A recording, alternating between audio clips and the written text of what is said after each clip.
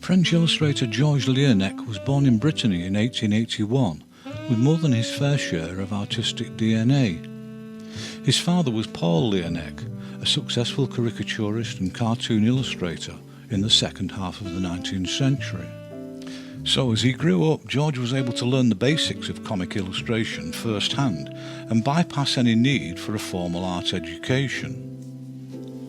Although I can't find any visual evidence of his early work, it's been asserted that by the age of 18 he was selling drawings to Parisian newspapers and magazines.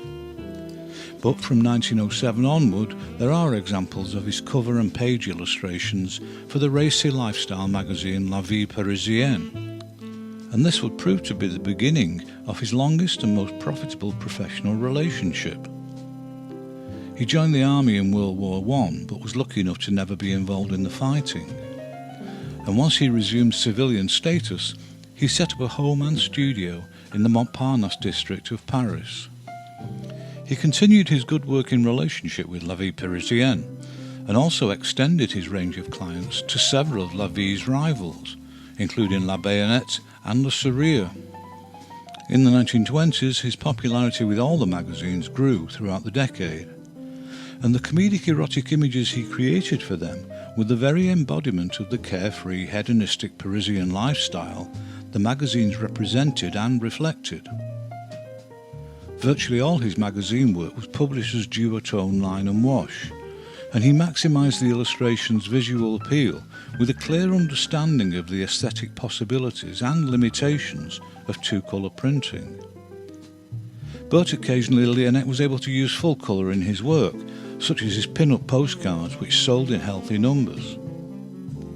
In the later 1920s, he started getting noticed by advertising agencies, who rightly thought his cheeky, good-natured humour was ideal for selling their products. His long-running campaign for beer aperitif wine was easily the most successful and enduring of his campaigns. And this series of agreeable, amusing monochrome line and wash illustrations appeared as press ads throughout the French media for several years. There was also a poster campaign for the drink, another of the relatively infrequent occasions he got to work in full colour. In the 1930s, his pace of work slowed and he spent increasing amounts of time travelling with his family around Europe. But he didn't stop work altogether, and as well as working on a less frequent basis for his existing clients, he found time to illustrate the ancient Roman erotic story Daphnis and Chloe. Unfortunately, in 1935, Leonnec was diagnosed with cancer, and although he knew his days were numbered, he carried on working right up to the end of his life in 1940 at the age of only 59. In addition to being a successful cartoonist, Josef Mauder was also a painter, writer, sculptor, and briefly a professional footballer. He was born in Munich in Germany in 1884, and he went on to attend the Royal Arts and Crafts School in the city. In 1904, at the age of only 20, he began his career as an illustrator of children's books, and he quickly had success with the charming, colourful work he created. In the same year, he began his football career as captain of the reserve team of Bayern Munich. But a year later, in 1905, he was also made art editor of Meggendorfer Blatter magazine, and he couldn't continue to do both and sustain his own illustration career. Something had to give, and reluctantly he gave up any footballing ambitions. But he still had plenty to keep him occupied as an editor and illustrator. In the years of the Great War, the children's book work was put on hold, and he concentrated on support for the Kaiser's belligerents. Strangely, his own illustrations in the magazine continued to be mostly harmless fun, although most of the images he commissioned were highly critical of the British and their allies. Once the war was lost, he went back to children's work and created more endearing and frequently sentimental picture books, all of which sold well in Germany. At this time, his children's work was tightly controlled, with heavy black line work and generally flat colour. His adult work, on the other hand, had a more spontaneous-looking style, with a fine line and loose application of colour in washes and crayon. And before long, the children's work would emulate this looser approach. In 1928 he left Meggendorfer Blatter to work for their rival, Fliegende Blatter, and by the time Hitler's National Socialist Party took over in 1933, the magazine had been co-opted as a mouthpiece for Nazi ideology and the anti-Semitism that was at the heart of it. And Mauder's previously good-natured cartoons became increasingly vitriolic and hostile to the Allies and their supposed Jewish puppet masters. Despite these attacks, Mauder didn't suffer any particularly adverse consequences when the war was over.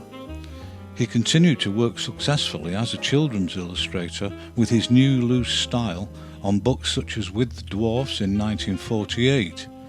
This series of amusing gestural images and others he created in the post-war period were very much ahead of their time in the world of picture books.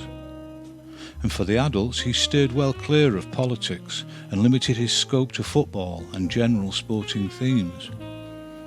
Josef Mauder eventually retired in the mid-1950s, and he died in 1969 at the age of 85.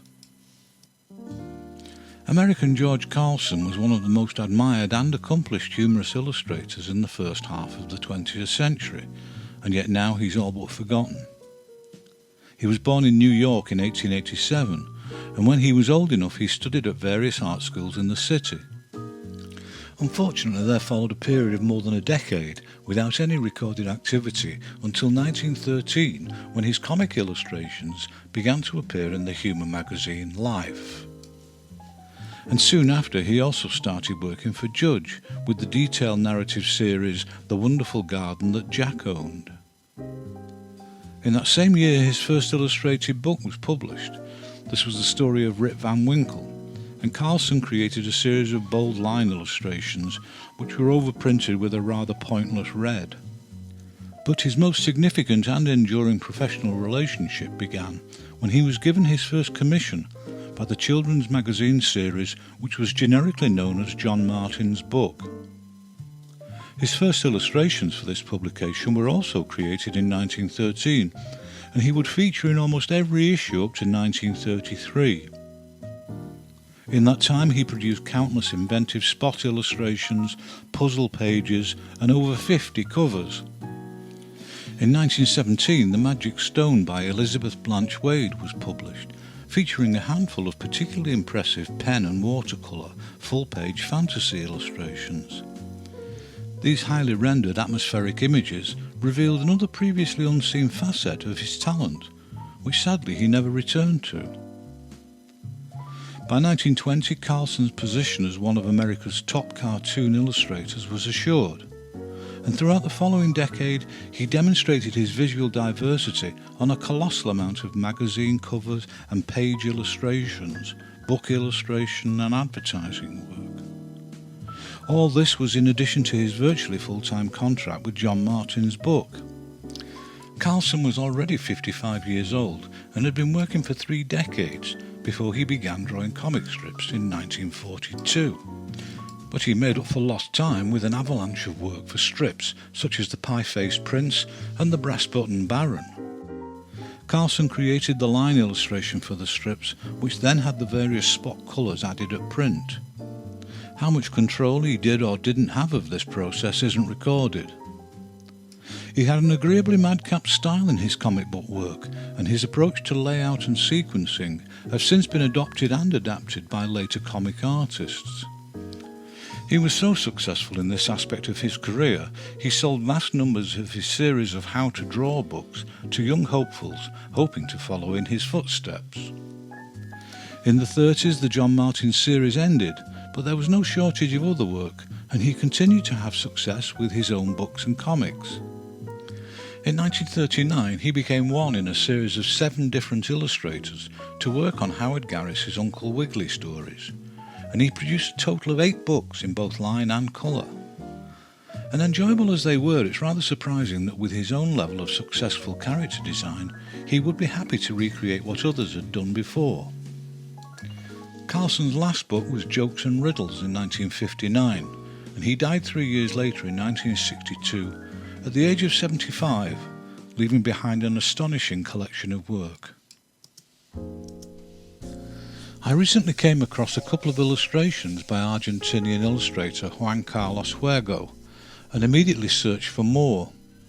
I found out they were part of a remarkable series of press ads for the cigarette brand 43. I also found out he was born in Paris in 1889, but his family returned to Argentina when he was a year old. He later returned to Paris to study art before settling in Buenos Aires.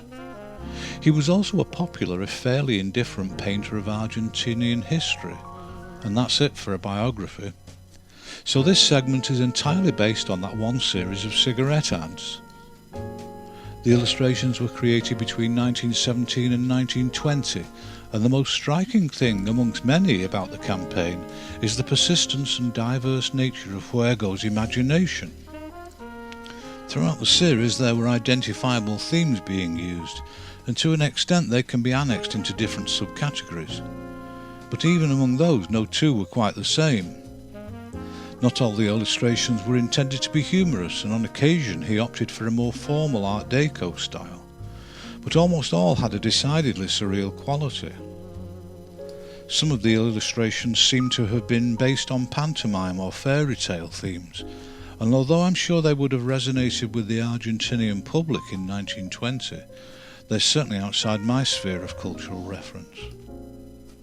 Others were more obvious comical evocations of Argentinian characters of the period, usually but not invariably male. There were national and historical themes too. There was a particularly attractive group of Oriental subjects rendered in an Oriental style, and another which used imagery and subjects from the history of the Middle East. Despite the astonishing range of his images, there were one or two commonalities of approach, particularly in his choice of media. All were initially created as pen and ink drawings, and all were rendered in watercolour and gouache. But the broad range of techniques used varied from Arthur Rackham-style complexity through to flatter, more graphic Art Deco application. At the time it was quite common for posters in Europe to not have any text other than the brand name. But it was far from usual practice in press advertising, which normally would have featured at least a paragraph about whatever was being sold and why you should buy it. Virtually all Huergo's ads only feature the brand identity 43, and even that is frequently concealed within the image, and this absence only reinforces the visual appeal of Huergo's images. Another distinctive feature of the ads is that there is more often than not absolutely no connection between the illustration and the cigarette. Sometimes the pack appears and is used as an oversized prop, or the main character just happens to be smoking a cigarette, whether adult or child or occasionally animal. This has to be one of the most creative press ad campaigns of all time, and I'm eternally grateful to whoever put these images on the internet. Juan Huergo died in Buenos Aires in 1962, more than 40 years after this series of illustrations, so there must be more by him out there somewhere.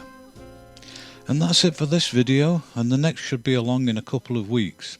So, goodbye until then.